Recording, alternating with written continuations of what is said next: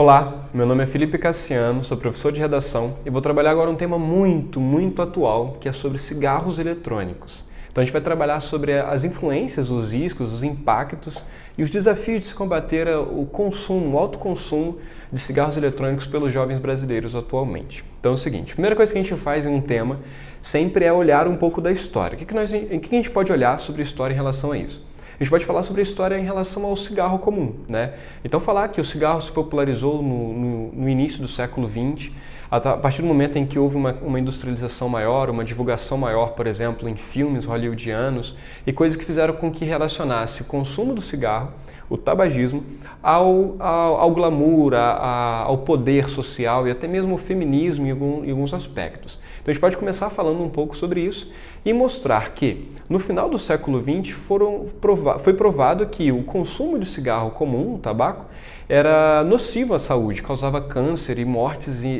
que poderiam ser evitáveis. Então, o cigarro é uma das causas que causam mais mortes evitáveis no mundo, por exemplo.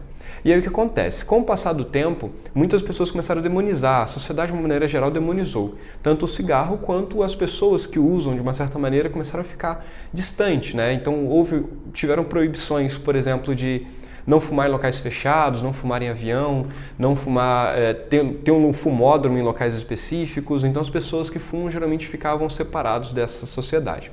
O que aconteceu? Houve a necessidade, então, de criar dispositivos para fazer as pessoas fumarem menos, né? Para pararem de fumar, para largarem o vício. Um dos dispositivos criados foi o cigarro eletrônico, que o primeiro foi lá na década de 60, mas o primeiro a ser comercializado de fato foi em 2003, que foi feito por um chinês, e tinha muita aparência ainda de um cigarro comum, né? Ele até acendia a pontinha, como se fosse realmente tivesse acendido. Só que aí o que acontece? Dentro do nosso texto a gente pode falar sobre esse primeiro cigarro que foi comercializado em 2003 na China e que se popularizou, cresceu significativamente quando chegou aos Estados Unidos. Uma empresa chamada Juul, que hoje a Juul era outro nome antigamente, popularizou esse cigarro eletrônico e fez a quarta geração, chegou à quarta geração, que seriam aqueles pendrives, que são chamados de pod. Esses pods tiveram característica mais juvenis, por exemplo, né? Então eles são mais limpos, eles são bonitos, são bem apresentáveis, são práticos, isso faz com que os jovens se interessem bastante. Então o grande problema desse tema é o seguinte, não é a criação do cigarro eletrônico, que ele foi criado para algo positivo, para evitar o consumo e o vício da galera, mas sim como que a sociedade de uma maneira acabou usando esse dispositivo que seria importante para deixar de fumar. Como foi relacionando a questão de sabores, né? Então, tem mais de 8.000 sabores, por exemplo, hoje, atingiu muito diretamente um público que não era para atingir, o objetivo era para fumantes parar de fumar. Com o tempo, foi vendo que várias pessoas que nunca fumariam na vida começaram a vaporizar os vapes, vaporizar os pods ou os mods, que são os nomes que se dão para os diferentes tipos de cigarros eletrônicos. E aí a gente tem que colocar no texto o seguinte, por que os jovens gostaram tanto desses vapes? São diversos fatores. Um primeiro fator é o seguinte, eles não estavam por dentro das discussões sobre a nocividade do cigarro, somente sobre essa ideia de ser fedido, de ser ruim, de ser feio dentro da sociedade. O cigarro nunca deixou de ser usado pelos jovens, mas esse aspecto de glamour foi sendo deixado de lado. Então os vapes substituíram isso. Então eu cresci sem ter essa discussão, então eu vou ter acesso a algo que eu posso fumar, que a gente fala que fumar, mas na verdade é vaporizar, já que a fumaça é um vapor, né? Não é uma fumaça de verdade. Eu vou acabar acessando a esse tipo de cigarro. E muitas pessoas acabam achando que é inofensivo, né? Por isso que é tão comum entre os jovens, até mesmo incentivado por pessoas mais velhas, por pais, parentes ou amigos mais velhos, acabam incentivando, porque parece ser algo inocente, né? E acaba não sendo, porque esses fluidos acabam sendo negativos. Então tem dois tipos de cigarros eletrônicos. Um que tem um líquido que é chamado de juice, que geralmente são aqueles tamborzinhos, que são os mods, que são vapes, e tem os vapes, que são esses pods, que são como eu falei, que foi surgido ali na empresa Juul, que é uma empresa muito famosa dos Estados Unidos, e que esse tem nicotina, Nic Salt, o líquidozinho desse dispositivo. E tendo nicotina, eu posso me viciar, obviamente. Então, embora as pessoas achem que não tenha risco, tendo nicotina, o risco já é claro de vício.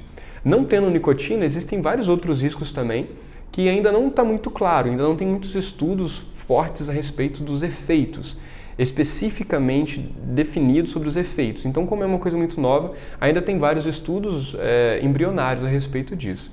Tanto é que a Anvisa proíbe no Brasil desde 2009 a circulação, a venda, a importação, a comercialização de qualquer tipo de dispositivos eletrônicos para fumar, famosos DEFs. E aí essa proibição deixa bem claro que não existe ainda um padrão sobre como é produzido. Então, um dos riscos como não existe um padrão, como não há uma legislação brasileira, eu posso consumir qualquer tipo de pod, qualquer tipo de vape, e eu não sei qual é a qualidade que eu estou consumindo. Esse é um grande problema.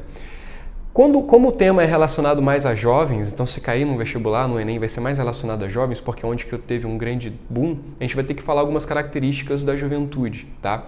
Uma das características é a ideia do viés de grupos. Segundo a psicologia social, existe na sociedade o que é chamado de viés de grupo, que é quando um grupo ou alguém do grupo está fazendo algo diferente, eu vou tentar fazer para me incluir naquele grupo, para ser aceito, para me destacar naquele grupo ou para fazer parte mesmo, né? Então a gente pode usar esse viés de grupo como primeiro repertório sociocultural.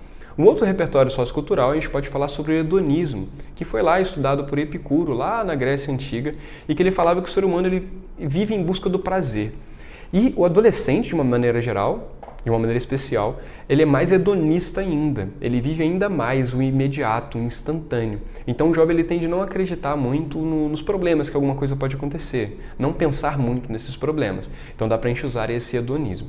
Mas um grande ponto que eu acho que seria diferencial para você colocar na sua redação é falar o que trouxe de novo o consumo de um tipo de cigarro entre os jovens, já que não existe propaganda no Brasil já há muito tempo, já que existe uma proibição de venda de vapes no Brasil. Então como que os jovens tiveram acesso a isso? Através da cultura, através de músicas, através de clipes e principalmente através de influenciadores nas grandes redes sociais atualmente, em que as pessoas usam esses vapes para se mostrar dentro dessa sociedade.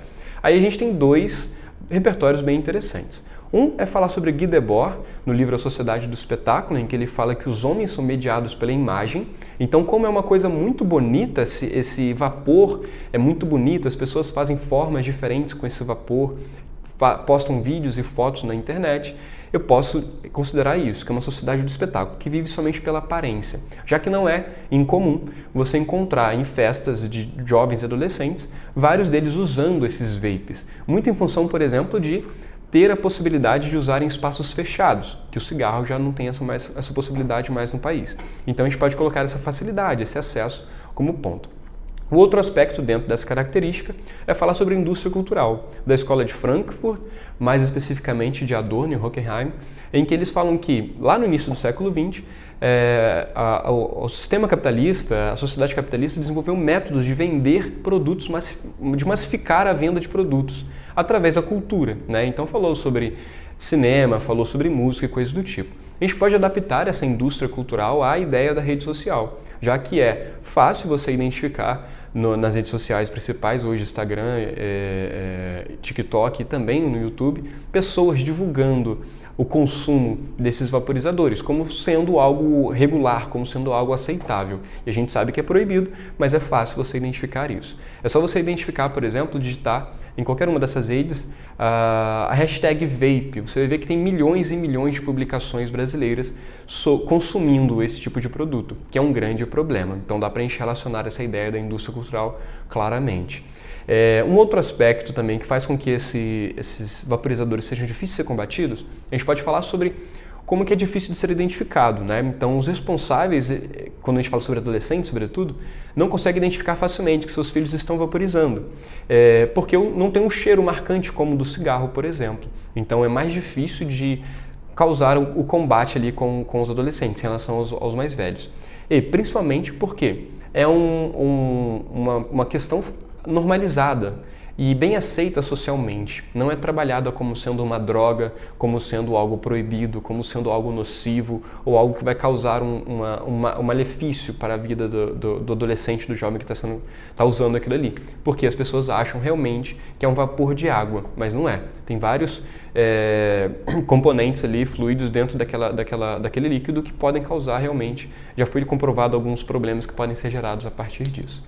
Além disso, dá para a gente falar sobre a Constituição Federal, no seu artigo 196, fala sobre a saúde preventiva, fala que é dever do governo federal, do Estado de uma maneira geral, promover uma saúde preventiva. Então dá para você falar que, apesar da proibição, o Estado não pensa muito sobre a prevenção do uso desses dispositivos que são tão nocivos para a sociedade e para a vida e saúde dos adolescentes. Dá para colocar isso. Além disso, dá para citar ficções ou não, né? No caso, existe um documentário na Globoplay que é sobre cigarro eletrônico, quando que isso deu errado, quando começou a dar errado, alguma coisa assim, que até explica o nascimento ali da empresa que eu falei, que é muito famosa, a Juul, e que vale a pena ser visto também. Então, se for fazer uma redação dessa, vale a pena dar uma olhada nisso.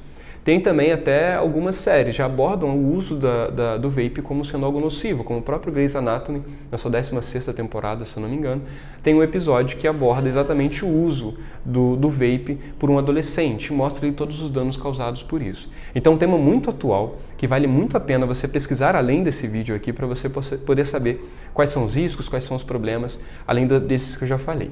Como é que eu soluciono, então, esse problema? Bem simples, né? Então, se já existe uma proibição, fazer uma fiscalização mais intensa, para que os jovens não tenham tão fácil acesso, já que é proibido vender, mas é fácil você achar em rede social, achar na internet de uma maneira geral, e até mesmo perto das festas, até em festas, em locais de festa no Brasil vendem, por exemplo, vapes, pods, por aí vai. Então a gente pode falar de uma fiscalização maior para proibir de fato essa venda. Um outro ponto seria nas escolas. As escolas fazer palestras entre pais e filhos, pode ser, para mostrar os riscos, os malefícios de consumir esses dispositivos eletrônicos para fumar. Além disso, a mídia também poderia fazer, com ficções engajadas, propaganda, falando mesmo sobre esse risco. Então é um tema muito fácil de se falar, porque está bem na mente da galera hoje, atualmente não sabe do que se trata. E aí é só falar sobre esses riscos, trabalhar o máximo possível com o repertório socioculturais para intensificar a sua argumentação. Então é um tema bem tranquilo que dá para fazer. Recomendo também olhar outras coisas, como eu falei, mas é um tema possível para várias provas que vão acontecer daqui para frente.